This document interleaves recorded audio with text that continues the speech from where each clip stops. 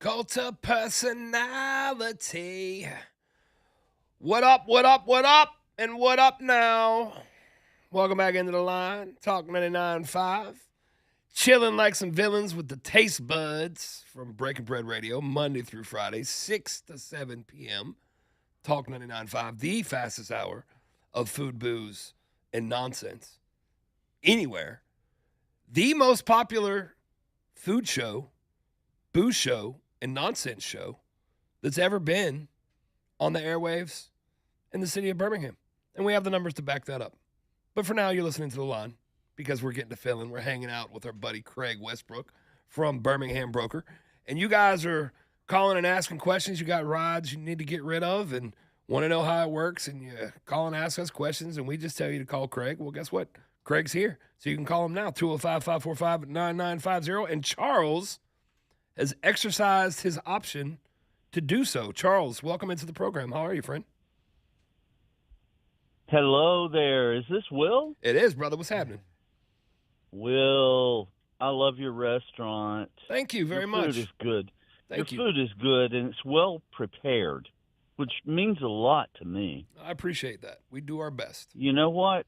And I also have to apologize to Kerry because when I called in, I called him AJ, and then I just want Kerry to know that he doesn't sound anything like AJ, and I want AJ to know that he doesn't sound anything like. But we look just alike, so I can see why you get mixed up. I see the similarities. Okay, guys. So Craig, Yes. it's nice to talk with you real quick. I'm going to make this short and let you elaborate on it. Anyway. I've got an old car. I'm a technician, and I have I'm semi-retired now, and I have a car I bought in 2009. It's a Compass, a Jeep Compass, 2009, and this car has 140,000 miles on it. I have kept up with I have all the oil changes and everything. I keep all my paperwork and all that. It's never been wrecked. The only major problem, honestly, it's like a big go-kart, Craig. It's a go-kart. Mm-hmm. You can't buy cars like this anymore. So anyway, my question is, what is an old car like this that has manual locks on the doors, manual crank windows, everything's in good order, okay? It's got a couple, it's not bad on the interior, but my point is, what would an old car like that has 140,000 miles on it, I know that I want to go through you guys if I can, but I don't think you guys would be even interested in it. I have this impression that for some reason you guys don't want to deal with these. I don't know why. I just feel like maybe y'all don't care about it. Okay. Can y'all help me with an older car? I'm going to let you go and talk about that. Okay. Thanks, Charles. We appreciate you, brother. Merry Christmas. All right. Bye-bye. Charles, I appreciate you bringing that up. So something like that is more going to fall on you in the decision-making category because from what it sounds like, it's a 16-year-old car that's been well maintained. 140,000 miles is not that many for a 16-year-old car. But it's going to come down to the value that we can offer and convenience versus you dealing with it. To make things simple, on any vehicle that we sell under $20,000, it roughly costs a seller around $1,600 for us to handle it. That's broken down this way. Our commission is $795. That's what we make to do it. We spend over $500 marketing it, but we charge you $495. And then we have a $299 detail. Now, of course, if we do this before the new year, I'm not going to charge the $299 detail. So you're really looking at roughly $1,300 for us to do it. So in scenarios like this where a car may be worth $5,000, $4,000, $3,000, $6,000, it's going to come down to whether or not you want to deal with it for that $1,300 in what I say is extreme value we're going to give you. You're not going to have strangers coming to your house. You're not going to have to figure out the pricing. You're not going to have to deal with trading in things. I mean, you're comfortable. You do what you do best. Your job is whatever your job is. It's not selling cars. It's not pricing cars. It's not dealing with customers. It's not figuring out how to sign titles and convey something. You know, you do what you do best. You let us do what we do best. But you have to decide, in this case, whether it's worth $1,300 for us to have the opportunity to do what we do best, which is make your life a hell of a lot easier. Some people, that it's not worth it. You know, some people it's like, all right, well then, you know what? I'm going to try to do it myself. I'm going to stick it out there. And what happens a lot of times is they price it too low, they give it away, they money gets left on the table, or they price it too high, it sits there, they get aggravated, they just don't like the hassle of it. But that doesn't mean you can't call me later. So, you know, if it's something that you think that $1,300 is more than you would want to spend in this case, then try it yourself. If that doesn't yield you any fruit, then you call us and you let us do what we do best. But I think most people that bring us those cars and leave them, they're just they see the value in convenience. Well, absolutely. In that particular scenario, it really comes down to the value that you put on your time. You know, if you spend 30 hours doing all the things to get rid of this vehicle, and you end up just getting rid of it to just get rid of it, I mean, you've really lost money on the proposition if you factor your time into it, because that's the only thing you can't get back. You can't produce more of it. It's already gone. Mm-hmm. You know, so I mean, $1,300 to deal with that particular situation, because it seems to me like, and we don't know, and I don't know. Lord knows I make cheeseburgers for a living. But it seems to me like if we're talking about that $5,000 or $6,000 number, and we're just talking as a baseline, the person looking for that vehicle is someone like me who is going to. I've got my youngest is 15. She turns 16 early next year. I'm gonna want something for her to ride around in that's dependable. I'm not going to be concerned about. Mm-hmm. I don't care that she has to actually roll the window down. You know, that's some character. Absolutely. You know what I'm saying? And those type of things. So, like, for a dad like me that's going to be looking for a vehicle for one of his children, you know, I'm probably going to want to haggle with you. Absolutely. And you're going to have to vet out a cash buyer too. Yeah. I mean, there's no financing something like this. Right. So our job is to vet all of the people that are going to come through on something like this. So on a $5,000 or $6,000 car, in my brain, that $1,300 is my time's worth more than that. So that's a no-brainer for me, personally. I agree. But, you know, I agree. Can't speak for everybody. Yeah, exactly. Man, I'm really enjoying. I'm really enjoying this. I mean, it's obviously great for you. It's great for us to be able to speak with you directly and push the business. But, you know, you and I have talked a lot that, you know, I always want to do the best job for you that we possibly can. Like, we appreciate the opportunity to earn your business, just like we do somebody that walks into the restaurant. And you're really giving me more insight than I've ever had, which is just going to make it easier for me to do a better job speaking on your behalf when I talk to people, because, you know, yeah, I got my little deal. You know, if you're looking to say, you know, I can just pop off what I normally say. But there are times when I feel like people are like, I feel like there's two types of people. There are people that are either like, oh God, he's doing that spot again. Or there are people who just say it word for word with me. Because that's what I end up doing when I'm listening and Leland's talking about somebody I've heard him talking about forever. I just talk along with the commercial.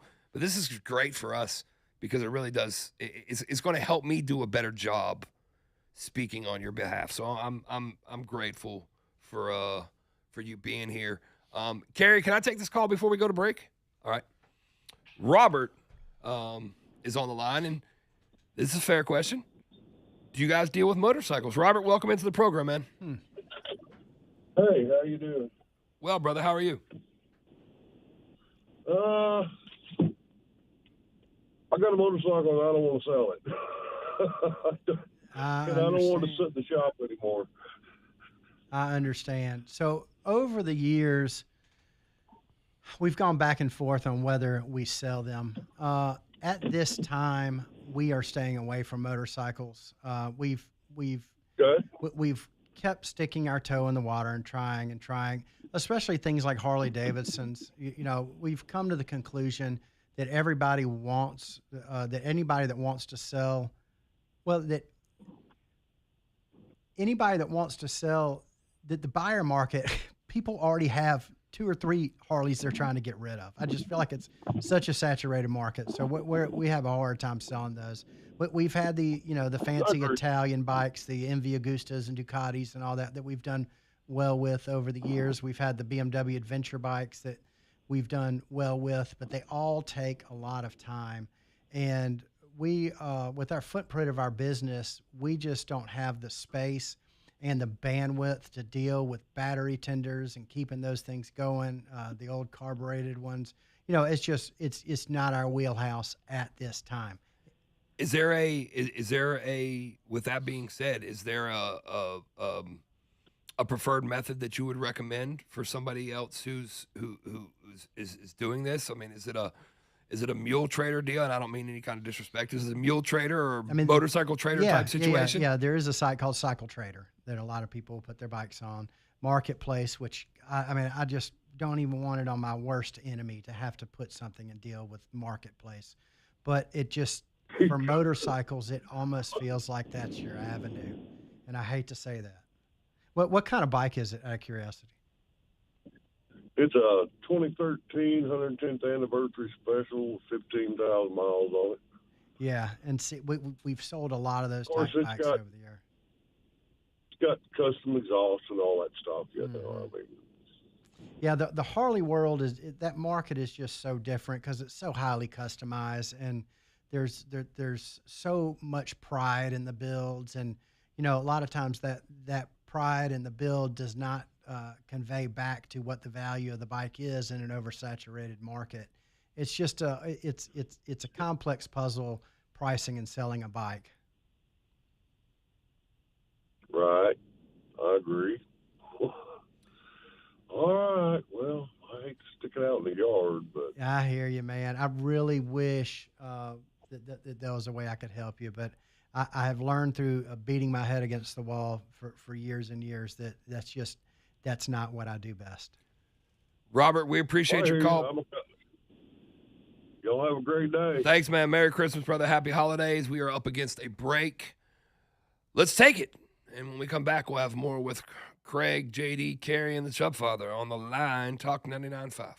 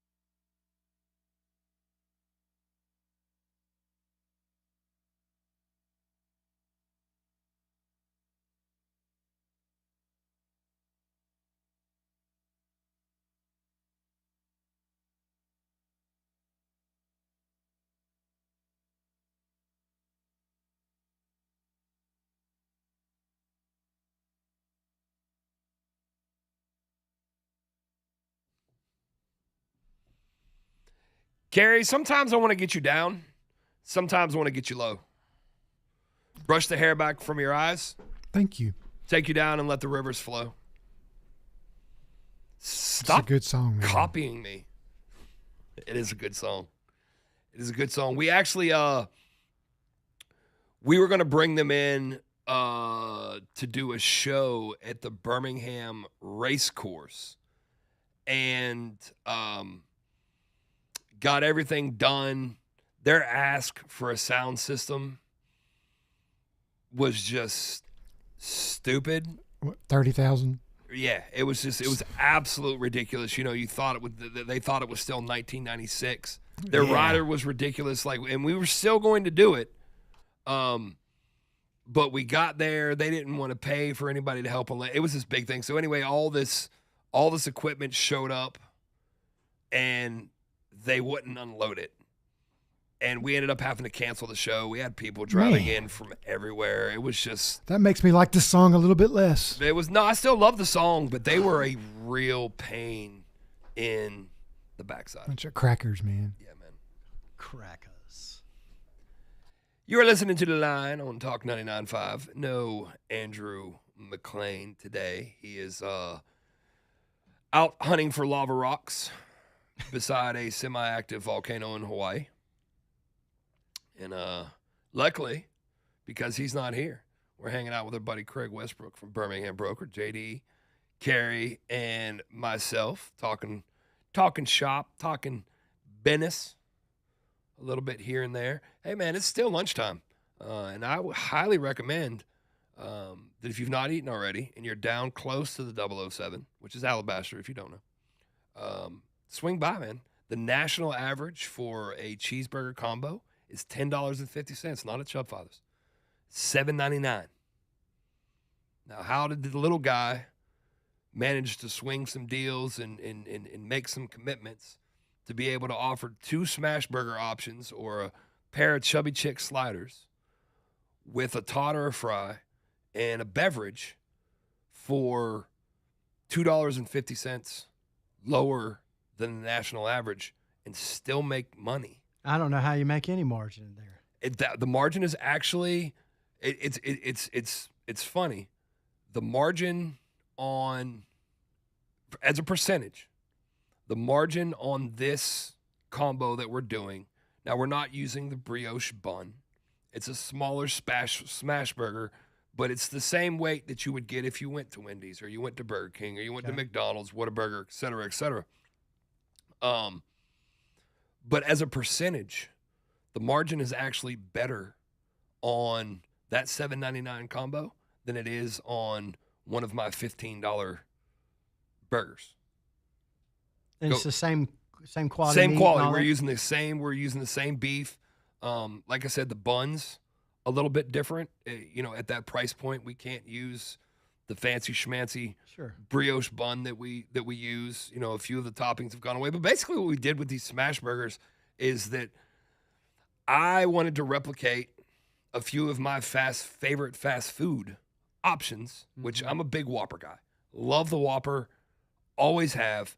Can't seem to find a Burger King that will make it right for me anymore. So I just went to creating that flavor and put it into a burger. So the backyard is really my take on the Whopper, and the regular, which is just mustard, pickle, and onion, is kind of my take on a White Castle or a Crystal, both in smash burger form. But yeah, man, we are committed to bringing back accessibility and affordability. I've never really concerned myself with competition. I believe in community and not competition. But as I've watched food prices continue to rise and major restaurant chains continue to raise their prices, knowing firsthand that they have the ability, like if I have the ability to do this as one little restaurant, your buying power is exponentially greater than mine. You have the ability to do the same thing. You're actively choosing to charge more because you can. So to them, I say, piss off. I'm coming for your business because I can make it affordable and put the same amount of love into it and the same amount of value. And we can continue to grow in service and continue our mission to change the world. So, I love like, that. That's you great. know, That's strong. I'm putting the big boys on notice. Like, if you leave me unchecked, I will be in your backyard kicking your backside before you know it. I'm coming. I got a question. And I'm probably the only person that doesn't know this, but y'all keep calling it the 007. Is the zip code 35007? It is. That it? Okay. Well, you need to open a Chubb Fathers Inn in the 233, Which is where? which would be Southside. Right. There is one place on Southside that if it ever comes open, I will beg, borrow, and steal from anyone who will listen to help get me there. And that's 1154 11th Avenue South, which was the original Fat Sam's location. Oh, yeah. It's you grinded there for years. For years and years and years, and it is inhabited currently Right in the heart of the university. by Sauls, and they do a fabulous job. Good luck getting them out. You know, so you know, if they were ever to decide to not want to be there, I would jump to be there in a moment, just because I don't feel like I deserve much of anything. I absolutely feel like that should be my place. Mm-hmm. You know, Fat Sam did so much for me. Yeah, you cut your teeth there. And I didn't you? miss that guy. Like, he was more my dad than my dad ever was. And to be able to be there and honor him would be an incredible opportunity for me and my family. I love the emotion. I love it. So, you're listening to The Line on Talk 99.5, hanging out with the Taste Buds. We'll be back after this.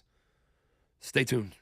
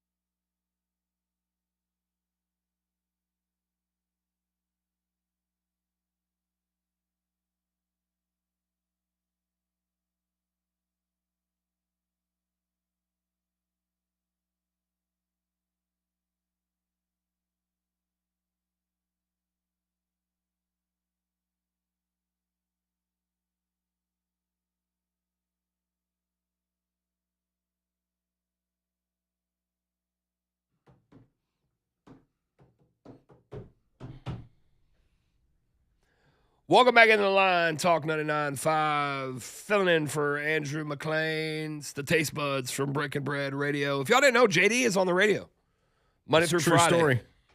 6 to 7 p.m. Say his name. Say his name. Say my name. Say my JD. name. Oh. I'm so proud that you picked that up. You just had a little musical Tourette's moment. I did. It's I love rubbing it. off. You see how easy that works? It is. I love when I rub off on you, for the record. Pause. Let's go. Country. Pause. Let's go. Wrong show, sorry. Right. Let's go to Country Philosopher. What's happening, brother? Hey, what's going on, man? I almost had to change the channel for a moment there. I'm just saying, I have a YouTube channel called The Country Philosopher, and I try and keep it, family oriented. And Absolutely. all, but, hey, man, your business is your business. That's all I'm gonna say. Thank you very much. You don't ask, I won't man, tell. I wanted to. Hey, I was in the Army. Now I did serve under 5 presidents. So, Hey, well- I lived through that that Clintonian era. So yeah. Brother, we appreciate your service. Thank you very much. Yes, sir. Listen, I wanted to say I'm from Louisiana. I was born and raised in Louisiana. I live in Hoover now. I'm a single daddy, got a couple kids. I like to cook for them. I cook my mother's gumbo recipe, and I grew up allergic to shellfish, which is crazy coming from Louisiana. Sure. But so she made the best chicken and sausage gumbo, and if you want, I can throw it down for you real quick. Do it, My man. mama's recipe. Let's God go. rest her soul. All right. First, it starts with the roux, and in Louisiana, we like to say this: the darker the roux, the sweeter the gumbo. All right. Yes, sir. Keep it in mind. Now, a roux is nothing but oil and flour. Doesn't really matter what kind of oil you use. I like to use canola. Put that oil in there, about a half a cup of oil. Put some flour in there until you get a peanut butter kind of consistency, and just stir.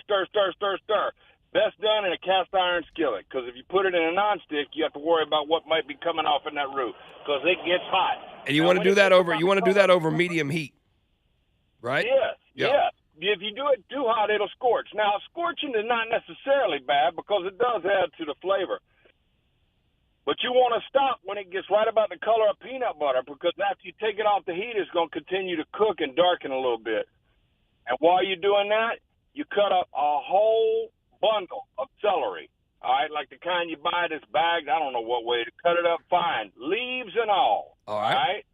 You cut up 5 to 6 bell peppers. I like to use 3 different colors because I like to have a little color. Food is art, and Absolutely. unless you're painting black and white, you want a little color in there. So I like to I use Conecuh sausage. I don't use spicy sausage. I just use smoked sausage, and I pre-boil it because Conecuh skins are a little tough, and you want to be able to bite into them, And so I pre-boil my Conecuh with a little bit of minced garlic and set it off on the side. I cut up my bell peppers. I cut up my celery. I use a white onion, all right, a white onion. You need to use a white onion in gumbo and jambalaya.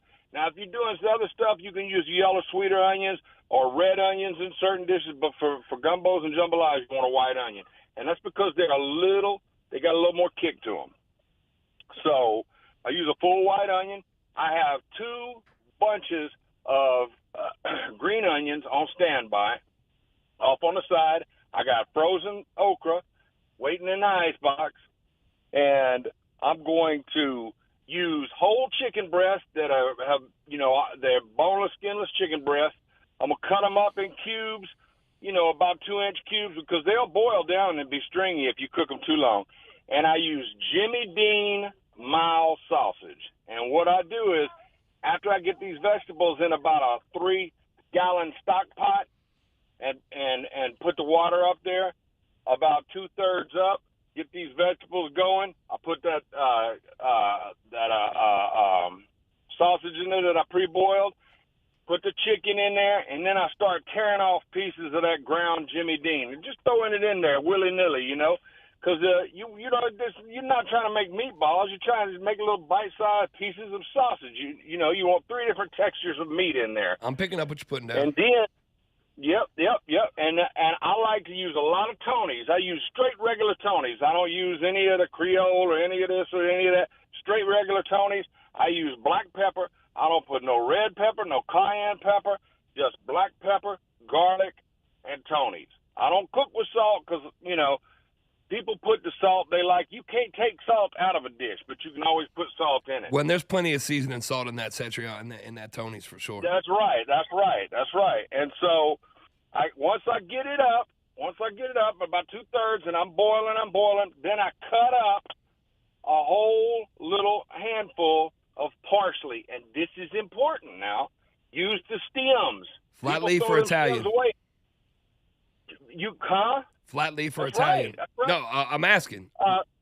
Flat leaf or not Italian? The Italian. Not the Italian. Okay. Not the Italian. Yeah, not the Italian. All right. Use the stems because the stems give it texture and they have a lot of flavor in them. Mince those leaves up real fine and then put that in there. And then I'll start putting the roux in, spooning it in a little bit at a time, stirring because now your mixture starts to thicken up. All right. And then right towards the end, and you're going to let this cook for a couple of hours. It's not something you just throw on there and pull off, you know. This is not a 1 in 15-minute meal. You're going to let it cook for a couple of hours because you want everything to marry up. Gumbo's always better the second day, by the way, because it's Sure. good and married. Just like it's spaghetti. ready for a divorce at that point. Yes. And so, you know, you're letting it marry up for a couple of hours, and then right before you serve it, you want to put that cut-up okra in the gumbo and let it cook for about 30 minutes because it's going to kind of fall apart a little bit. You want to cook the slime out of it, but you still want to have a little texture to that cut-up okra. And it's not gumbo without okra. It's also going to help thicken it a little bit more. In the gumbo. Yes, it does. And then when you put it over your rice, just regular white rice, you cut your green onions up and you garnish it with your green onions. And here's the important part. You need to sprinkle filet on top of that gumbo. All right? For folks that don't know, filet is ground sassafras root. And it's hard to find, but when you get it, it's just in a little bottle like any other spice. It's actually what they make root beer out of, sarsaparilla root beer. But in Louisiana, there's two types of gumbo. There's a roux gumbo and a filet gumbo. And the roux gumbo is the Cajun gumbo, and the filet gumbo is more of a nod towards the Native American class that would cook gumbo and do it their way. I like to put the filet on top of my roux gumbo because it makes it taste like Louisiana. And my friends, if you do that, if you do everything I just said, and you take a couple hours to do it, you're going to have you a fine wintertime gumbo. No shellfish, but you can throw shrimp in there if you want. Right. You know, you just want to throw them in a little later because shrimp will cook down, they get rubbery and all that. Absolutely. So, but that's my mother's recipe. Hey, man, And I know you love food. we will check that I out, want you to and have we will absolutely check that out. And give us a shout on Breaking Bread sometime, man. You said you got a YouTube I channel, will. Country I will. Philosopher. Y'all make sure y'all check him out, brother. We hope you have a Merry Christmas, and I look will. forward to tasting that I'll gumbo. subscribe. Thank you, my brother. Thank God you, brother. bless. You too, man. Peace. All right, that's how we do. Let's go to Walter. It's been hanging on. Walter, we appreciate it. He's got a question for Craig, the man Westbrook from Birmingham Broker. Hey, Walter. Hey, got a story from about years ago. Not about selling a car right now, but years ago I had a 70 GTO convertible with a high output 400, and I put a tri-power setup on it.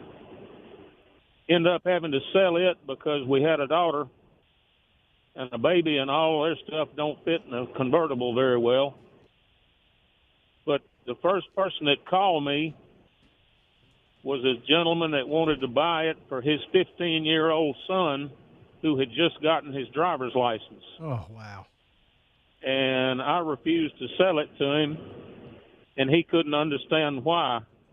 And I bet you can understand why I didn't sell it. Absolutely. There's an emotional tie there. You want to see it go to a good home, especially something like that. But can you imagine a 15-year-old that just got his driver's license sitting down in something like that? I cannot. We actually just had a guy that brought us a McLaren 720S. It was a $220,000 car at that time, and it sold to I believe the boy was either 17 or 18 years old. Came down with I his barely parents. can hear you. Oh, I'm sorry. Can you hear me? Now, a little better. We just had a similar situation with a McLaren, a really high end, $200,000+ car. A 17-year-old came in and bought it with his parents' help on the way from New York down to his place in Florida, and it was just mind blowing.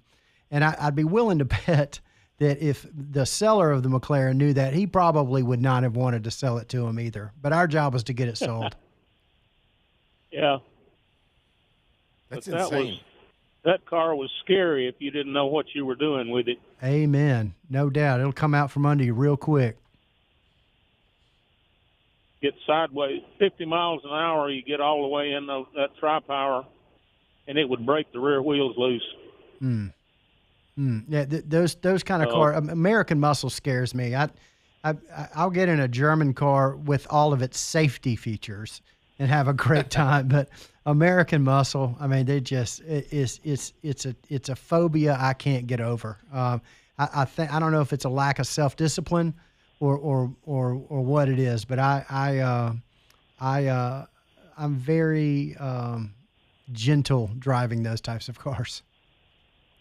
105 was as fast as I ever drove that car because you could see a half-inch gap between the top and the windshield.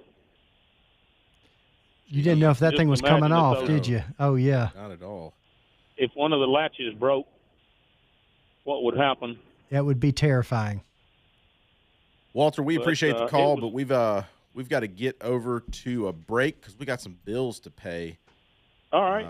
Thank you Y'all have a very Merry much. Christmas. Walter, thanks for calling. Thank I you, enjoyed brother. that story. Yes, sir. Yes, See ya. sir. Have a Merry Bye. Christmas. So it is 12:48. You're listening to The Line with the Taste Buds, Craig from Birmingham Broker and Carrie. We have to get to a break here real quick, but we'll be right back shortly. Talk 99.5. If you want to give us a call after the break, 205-545-9950. We'll see y'all on the other side.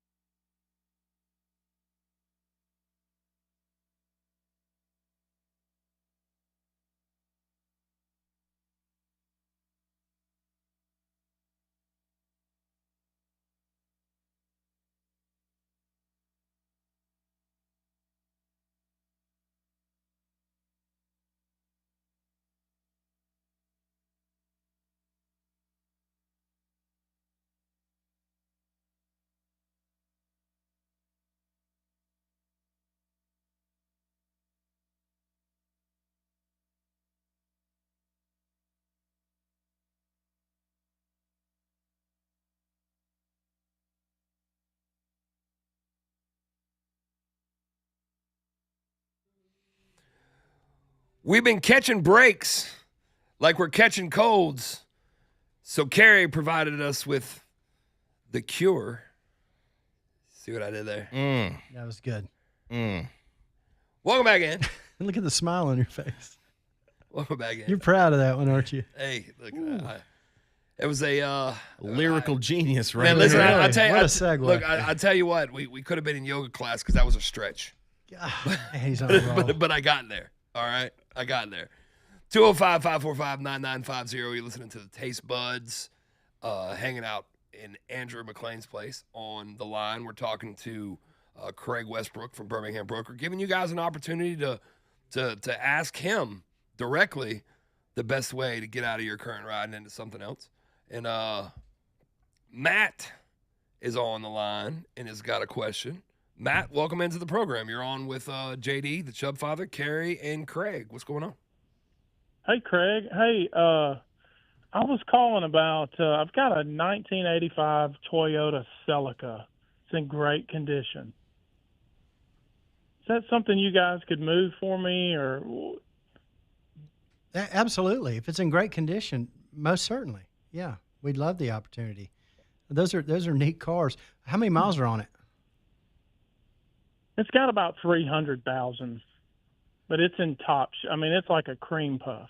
Well, that's again, I don't know if you were listening earlier when we were kind of talking about vehicles, once they hit a certain mileage and certain age, what the value is. It's going to come down to, what it's worth in the market. I mean, I understand that it might be in great condition, but the only traction we're going to get on something like that is through online marketing. And, how many people are searching for a 300,000 mile Celica is what we're up against. And what is the value of it versus what our fees are going to cost to help you get it sold? Because we have hard costs regardless. We have detailing we have to pay. We pay per car over $500 just to advertise it in all the major sites from AutoTrader, Cars.com, Car Gurus, TrueCar, Kelley Blue Book, Carfax. All of those cost money. And then, of course, we got a commission. I think when we're talking about one of this age, even in excellent condition with that kind of mileage, I don't know that the phone's going to ring at a price that's going to put any, if much, money in your pocket when it's all said and done. Yeah, don't you agree, though, that a car like that would just take you back to your high school days? No doubt about it. Absolutely. There's so much nostalgia in it, but there's so much more nostalgia in one that has 60,000 miles that's been preserved for that long. You're right. All right. Well, but I love hearing about it, man. Yeah. Oh, absolutely. Matt, thank you, brother, very much. I might bring it by and let you look at it. I'd love to see it. Yeah, anytime. Come by. Thank you. Thank you, brother. Merry Christmas, man. All right. I love it. It's just that simple. 205-545-9950. I mean, a couple of y'all have already saved yourself a little bit of time and saved Craig and his team a little bit of time by simply calling and making use of the time that we're giving y'all to ask questions. And, he's a busy dude. Like, his people are going to take great care of you. But, the chances of you ringing up Birmingham Broker and Craig picking up the phone and handling it directly. I mean, I'm sure you still do that, but I mean, this is a great opportunity for people to get at you directly. I'm really, really, really enjoying this. And you know how earlier we were talking about Gary Asher, the right. drumschool.com and all that? He's actually calling in now. I just see his name up there. Right. And what's cool is he's got his buddy Zorro with him. Okay. And wait till you hear about Zorro. And I think, before this call's over, they may have to arm wrestle to see who's the greatest drummer. I think this will be interesting to hear. Well, you talked him up. He's on the phone. Gary. Craig, introduce. Is there anything else we need to say to introduce Gary? Give a little backstory, a little history. Yeah, I'll tell you this. He has never come to my office, which he's come to my office a lot of times. He's probably the most generous, thoughtful customer or in person I've ever met. He's never come empty-handed. It doesn't matter. He's never come empty-handed. Do you just have a glove box and center console full of doodads? You're so sweet. No, I just am a big fan, and I'm a huge WAPI. You know, I listen all day, and you know, and I just happen to be up here holding the stick bag for one of the world's greatest drummers ever, my dear friend Zorro, the drummer. And I just wanted to share that with you because we love y'all, and I've been trying to get up there, and everybody's so busy, but y'all are doing a great job today. Well, thank you. Tell us about Zorro. Who do we have the honor of hearing from? So here he is. This is Zorro, the drummer, and he started out. Well, it all started in the beginning, didn't it? Here, he's going to tell you all about it. Hey, how you guys doing? Blessings, brother. How are you, sir?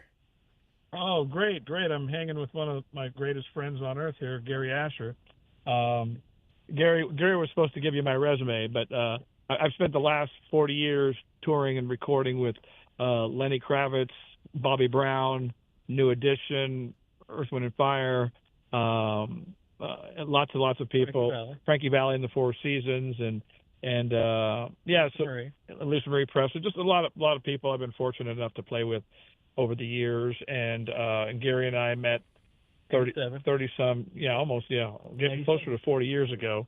You know, because he ran a music store in Birmingham called Nuncy's, and so he had me in doing a couple of drum clinics, and then we just became best friends, and we've been doing a million different things in the community to inspire people.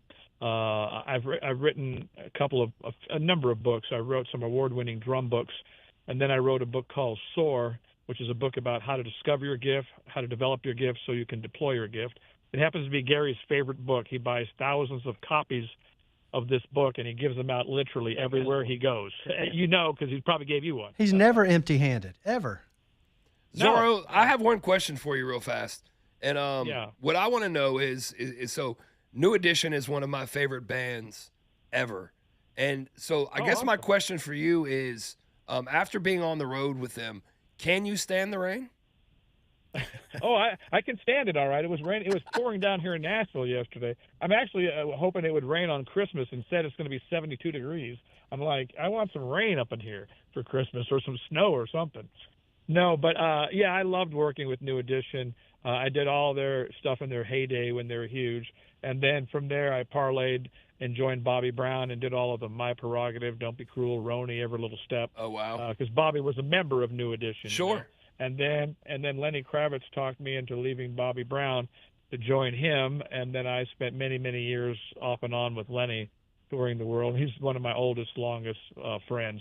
We've known each other for 45 years. And so, yeah, it's been fun. And I just recently, Gary's also bought multiple copies of my new memoir. So I wrote a memoir. It's called Maria's Scarf. Hey, Zorro, hold on. Can you hang on through the break real quick so we can get more into this on the other side? You're listening to The Line on Talk 99.5. We'll be back with a little more rhythm than we normally have.